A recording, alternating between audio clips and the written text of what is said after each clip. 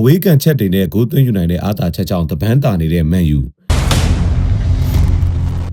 မန်ယူဟာပရီးမီးယားလိမှာဝေးကန်ချက်တွေကနေ900အောင်သွင်းနိုင်တဲ့အားသာချက်ကထိပ်တန်းအသင်းတွေထဲမှာတခြားအသင်းတွေပေါ်တပန်းတာလို့ဖြစ်နေတယ်ဆိုတဲ့မှတ်တမ်းတွေပေါ်ထွက်လာခဲ့ပါတယ်။လက်ရှိဘောလုံးရာသီပရီးမီးယားလိပွဲစဉ်တွေမှာစတင်အသုံးပြုခဲ့တဲ့ပူမာကုမ္ပဏီထုတ်ဘောလုံးဟာကန်ချက်အားပါတာနဲ့အမျှလေထဲမှာသွားတဲ့အရှိန်နှုန်းမြင့်မားသလိုဝိဝိုက်နှုန်းလည်းများတာကြောင့်ဂိုးသမားတွေဖမ်းဖို့ခက်ခဲတဲ့ဘောလုံးမျိုးစားဖြစ်နေတာကြောင့်အဝေးကန်ချက်နဲ့ဂိုးသွင်းနိုင်တဲ့အသင်းတွေမှာအားသာချက်ရှိနေတာပါ။အာဆင်နယ်နဲ့ပွဲမှာဒေါ်ကူနဲ့ကူညာတို့ကန်သွင်းခဲ့တဲ့ကန်သွင်းချက်မျိုးဟာပူမာဘောလုံးကြောင့်ဂိုးသမားတွေဖမ်းမိဖို့ခက်တဲ့ကန်ချက်မျိုးတွေဖြစ်တယ်လို့တွေ့ရှိခဲ့ပါတယ်။အာဆင်နယ်ဂိုးသမားရာယာကပူမာဘောလုံးဟာပက်နတီဧရိယာပြင်ကလာတဲ့ချိန်မှာမန်ဆာယာခတ်တယ်လို့လာတဲ့မြန်နှုန်းကလည်းအရင်သုံးခဲ့တဲ့ဘောလုံးတွေထက်များတာကြောင့်တွက်ဆချိန်ရလည်းနည်းတယ်လို့ပြောကြားခဲ့ပါတယ်။မန်ယူမှာအဝေးကန်ချက်တွေကောင်းတဲ့ဘရူနိုဖာနန်ဒက်စ်နဲ့ကူညာတို့လိုကစားသမားတွေရှိနေတာကပြိုင်ဘက်တွေကိုကြီးမားတဲ့ချိန်ချောက်မှုမျိုးဖြစ်နေတယ်လို့လည်းမှတ်တမ်းတွေကသတ်မှတ်ခဲ့ပါတယ်။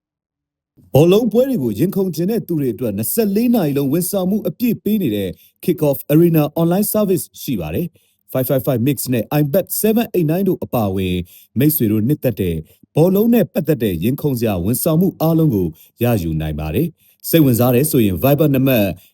886 536 536ကိုဆက်သွယ်နိုင်ပါတယ်။